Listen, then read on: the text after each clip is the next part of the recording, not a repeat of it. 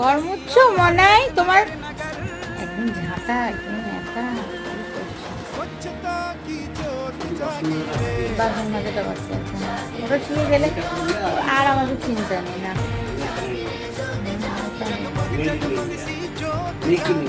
বুঝলা, তুমি আমার মাঝে সাথে ছুটি নিতে পারো, কোনো অসুবিধা নেই।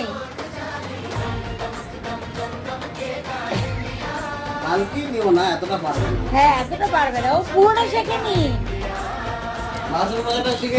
আর শোনো, যেদিন ও ঘর ঝাঁট দিয়ে মুছে টুছে দেবে সেই দিন তুমি বিরিয়ানিটা বানিও, ও কাজটা কমিয়ে দেবে। ওই দেখো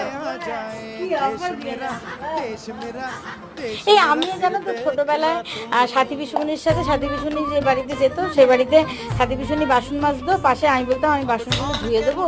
সত্যি গো, জিনের একটা ব্যাপার আছে।